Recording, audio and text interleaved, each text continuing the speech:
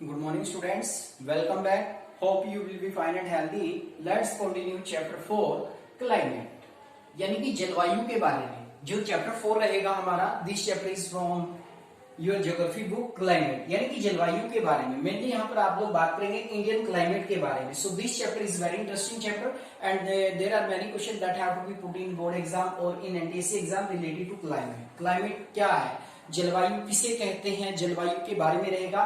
Which type of climate of India is, India का climate कैसे है, that we have to study about the monsoon climate of India.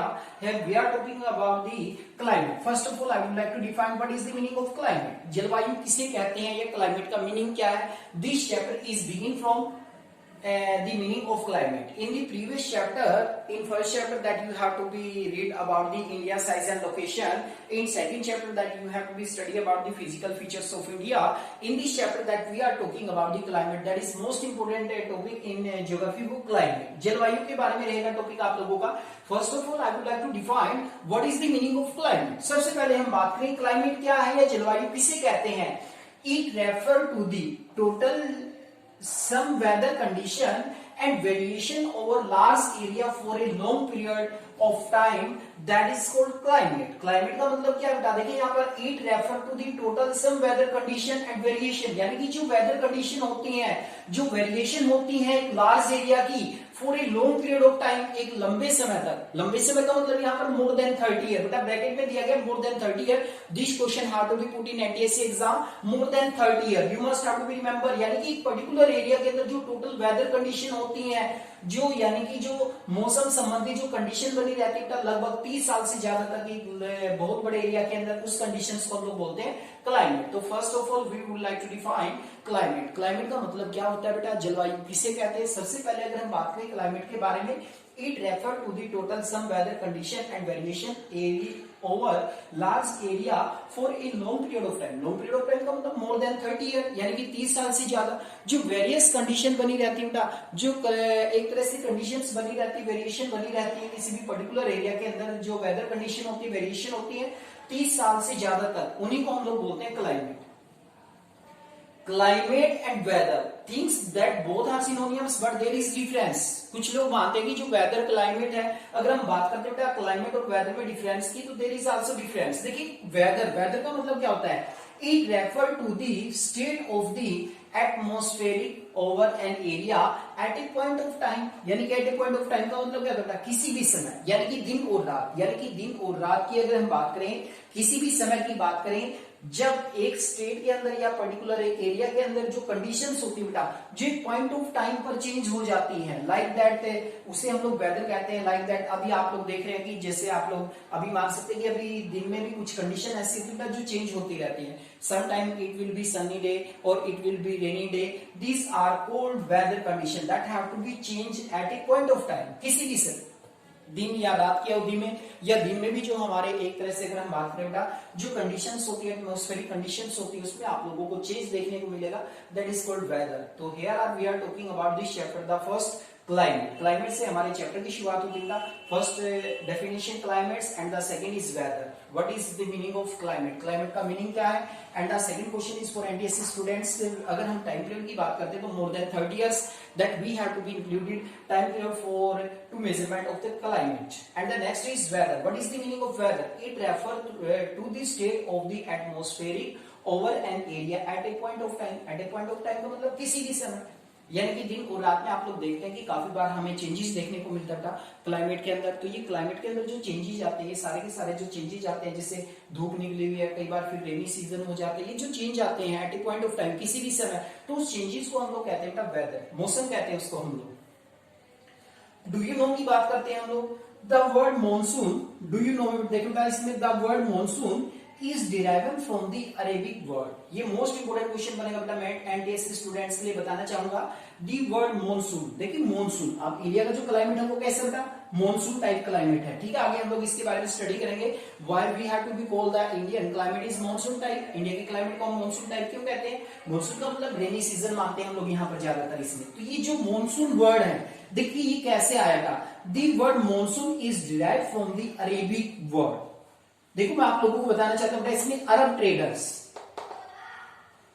Arab traders in ancient time, जो Arab traders थे they have to be travel in India, वो travel करते थे बेटा, they have to be sail their ship और boat, यानी कि वो अपनी बोट या शिप में जब ट्रेवल करते थे तो मॉनसून विंड चलती थी उस समय पर, ठीक है ना। तो ये अरेबिक वर्ड से निकला है, मोसिम वर्ड से निकला मॉनसून वर्ड, विच लिटरेरी मीन सीजन, जिसका मतलब होता था सीजन। यानी कि जनरली हम बात करें जो मॉनसून वर्ड था वो अरेबिक वर्ड मोसिम से निकला है, विच लिटरेरी मीन सीजन, जिसका मीनिंग होता है लिटरेरी मीन होता है सीजन। अगर इसकी कहानी की बात करें भी, जो मॉनसून शब्द है ये कौन लेकर आया इंडिया में, किसकी देन है monsoon words, that was given by the Arabic, देखो यहाँ पर अरबी भाषा, तो अरब ट्रेडर्स से बेटा ये यात्राएं करते थे। तो ऐसी कंडीशन होती थी जब ये सेल करना शुरू करते थे, तो ये जो विंड्स होती थी, जो डायरेक्शन के अकॉर्डिंग विंड्स चलती थी बेटा, ये जो विंड्स होती थी ये क्या करती थी, इनकी मदद करती थी। जो ट्रेवल करके आते थे इंडिया में, जल्दी पहुंच जाते थे इंडिया में इन विंड्स की सहायता से, so they have to be given the name monsoon, इसलिए इनको नाम दिया बेटा मॉनसून। मॉनसून कौन सी लैंग्वेज के वर्ड से लिया गया, मोसिम वर्ड से बेटा, कौन सी लैंग्वेज का, अरेबिक। तो अरब ट्रेडर्स की देन है ये जो वर्ड है हमारा मॉनसून। अब बात करते हैं हम लोग what is the meaning of monsoon. Monsoon का मीनिंग क्या होता है, monsoon refer to the seasonal reversal in the winds direction during a year. कहते हैं कि जो मॉनसून है, मॉनसून से हमारा अभिप्राय था जो सीजनल यानी कि जो ऋतु के अनुसार, यानी कि जो पवनें होती हैं उनकी डायरेक्शन में जो चेंज आता है एक साल में, उन्हीं को हम लोग क्या कहते हैं बेटा, उसी को हम लोग मॉनसून कहते हैं। Monsoon refer to the seasonal reverse in the winds direction during a year, यानी कि एक साल के दौरान आप लोग देखते हैं बेटा, हम लोग बहुत सारे सीजन इंडिया में हैं, जैसे रेनी सीजन बात करें हम, विंटर सीजन की बात करें, समर सीजन की बात करें हम लोग, तो ये सारे के सारे जो सीजन है बेटा, ये क्या है, विंड की डायरेक्शन में चेंज होने से, यानी कि जो विंड डायरेक्शन होती है, जो पवनों की दिशा होती है उसमें चेंज होने से, यानी कि कंप्लीटली जो चेंज आता है क्लाइमेट के अंदर, दीज आर कॉल्ड सीजन। तो यहाँ पर जो क्वेश्चंस बना था, मोस्ट इंपोर्टेंट क्वेश्चन बना टीएससी के लिए, the word monsoon is derived from the Arabic words, यानी कि जो मॉनसून वर्ड है ये कौन सी लैंग्वेज से लिया गया बेटा, अरेबिक लैंग्वेज से। अगर आप चैप्टर रीड करेंगे तो ये अरब ट्रेडर्स की देन है। ये जो अरब ट्रेडर है, अरब कंट्री के जो व्यापारी होते थे बेटा, ये जब सेल करते थे, बोट चलाते थे, अपनी नौकाएं चलाते थे, तो ये जो पवनें चलती थी, ये पवनें मदद करती थी इनकी इंडिया तक पहुंचने में अरब ट्रेडर्स। तो अरब ट्रेडर्स की देन बेटा अरेबिक भाषा का वर्ड है मोसिम, मोसिम से शब्द निकला monsoon. Monsoon climate, monsoon type climate India का हम लोग मानते हैं। तो अगर हम बात करें बेटा नेक्स्ट क्वेश्चन की, what is the meaning of monsoon. Monsoon refer to the seasonal reverse in the wind directions during a year, यानी कि एक साल के दौरान बेटा जो विंड की डायरेक्शन में चेंजेस आता है, जो परिवर्तन आता है, दैट इज कॉल्ड मॉनसून, उसको हम लोग मॉनसून कहते हैं।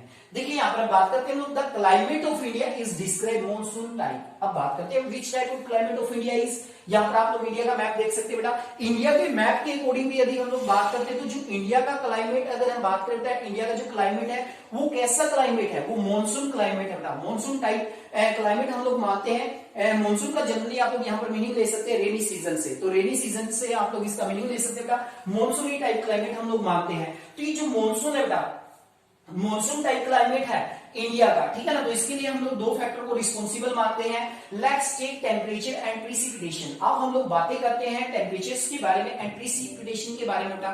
टेम्परेचर होता है तापमान और प्रिसिपिटेशन होता है वाष्पीकरण, यानी कि तापमान के बारे में हम लोग बात करते हैं। If we are talking about the temperature, there are the varied from one place to another place, one place to another place there is also varied temperature, यानी कि अलग अलग स्थानों पर अलग अलग टेम्परेचर पाया जाता है। If we are talking about the desert area, 50 degree Celsius desert area, आप लोग जानते हैं राजस्थान में जो टेम्परेचर होता है in summer season, that it have to be touch 50 degree Celsius, 50 degree Celsius तक तापमान टेम्परेचर बेटा वो टच कर जाता है डेजर्टिक एरिया में। If we are talking about Jammu and Kashmir, Panchgam, here we are talking about 20 degree Celsius, यानी कि यहाँ पर जो टेम्परेचर होता है जो पहलगाम में जम्मू कश्मीर में, पहलगाम में जो टेम्परेचर होता है वो 20 डिग्री सेल्सियस तक। This are difference between different latitudinal और altitudinal position that we have to be seen here, different type of climate in different areas. Desert area में भी टेम्परेचर क्यों है ज्यादा इतना 50 डिग्री सेल्सियस तक, because there is also completely deserted area or there are many sand dunes that are responsible for the high temperature in desert area of Rajasthan.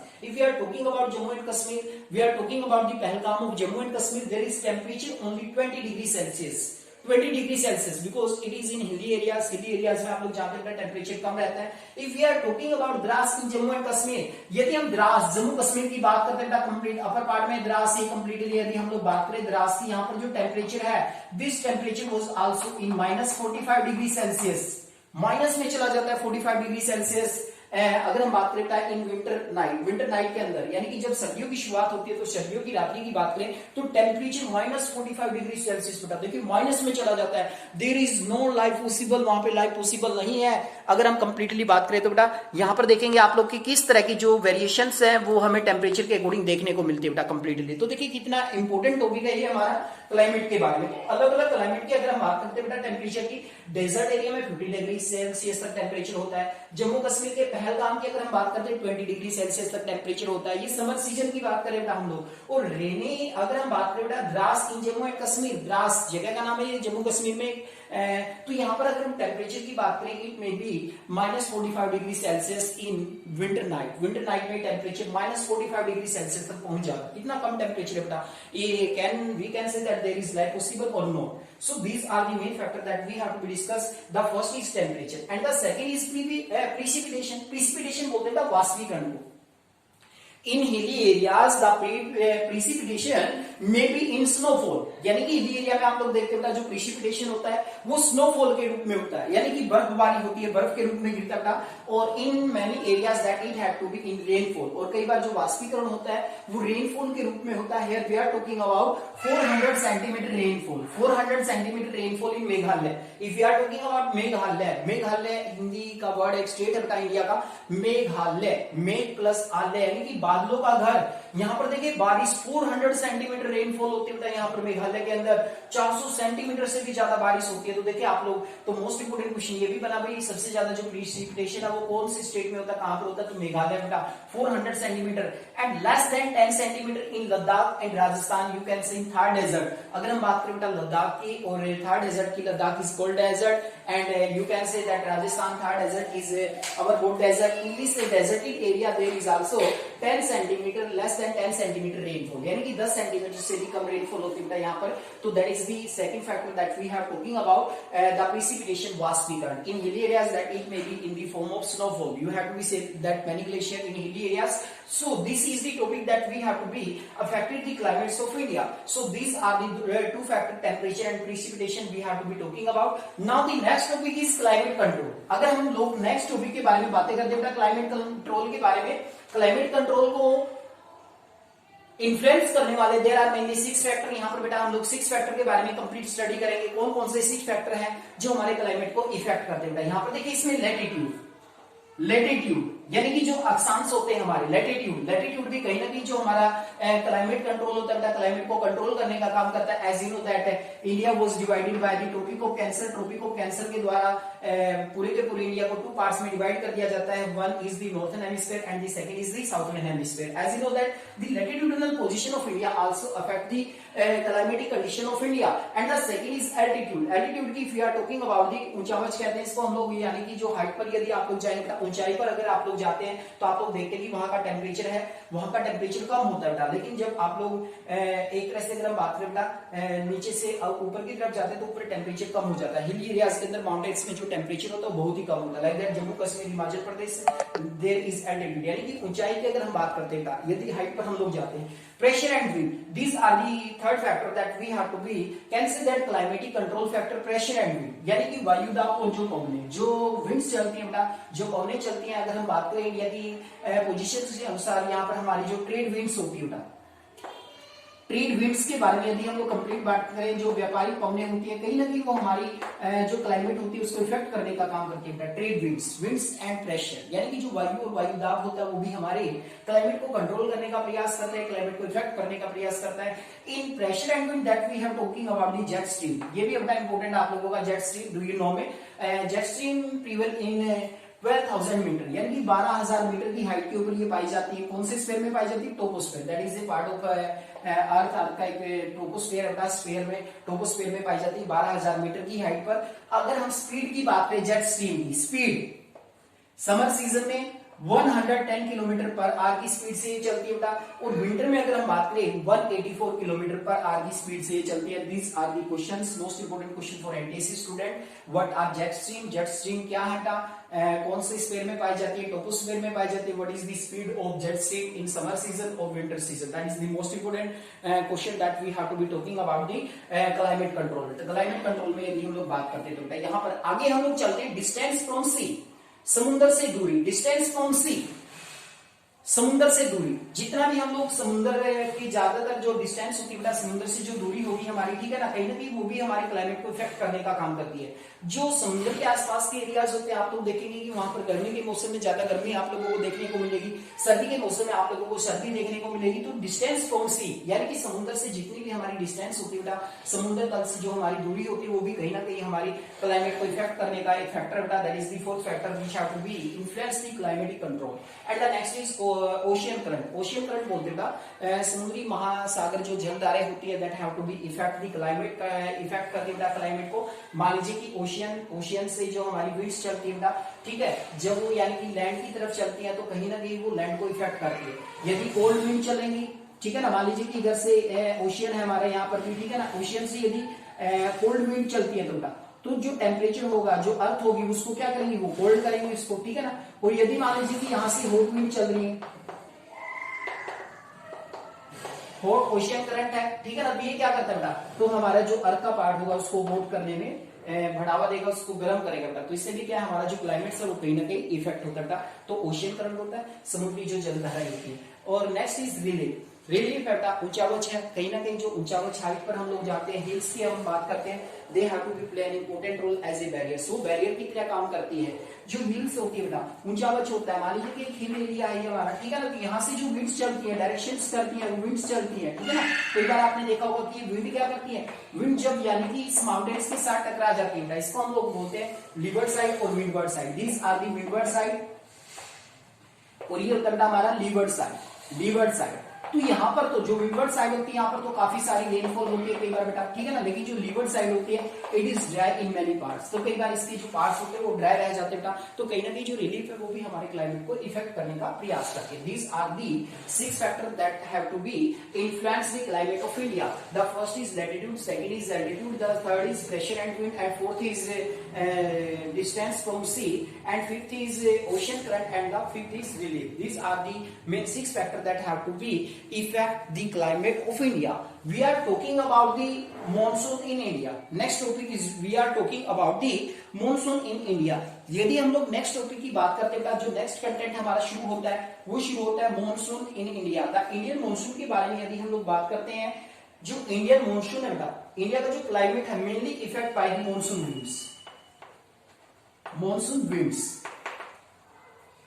जो monsoon winds है बेटा, कंप्लीटली हमारा जो क्लाइमेट है वो monsoon wind से effect है। So we can say that Indian climate is monsoon type of climate. The sailor who had come to India in historic time were the first have to be noticed the phenomena of the monsoon. कहते कि जो अरब trader सबसे पहले आए थे बेटा, उन्होंने ही monsoon का जो फिनोमिना था उसको सबसे पहले देखा। और कौन थे ये अरब ट्रेडर्स थे बेटा, जो यानी कि रिवर्स करके आए थे हमारे इंडिया में, ठीक है ना। तो ये जो विंड्स होती हैं, विंड्स के अकॉर्डिंग, यानी कि जब हमारे इंडिया में जो रेनी सीजन को हम लोग ज्यादातर बोलते हैं मॉनसून सीजन, तो यहाँ पर देखिए जो रेनी सीजन की शुरुआत होती है, अगर हम बात करें 1 जून से लेकर सितंबर तक, सितंबर तक का जो टाइम पीरियड होता है, these are called the monsoon season. Monsoon season कहते हैं इसमें, देखिए मॉनसून का जो आगमन होता है, एडवांस मॉनसून, यानी कि मॉनसून कैसे आता है इंडिया में 1 जून से शुरुआत हो जाती है इसकी। केरला जो कोस्टल है हमारा, कोस्टल एरिया से इसकी शुरुआत होती है 1 जून। अगर ऊपर हम लोग चले फिर 5 जून, ठीक है ना, 5 जून यहाँ तक देखिए आप लोग, इसमें जो हमारे यहाँ पर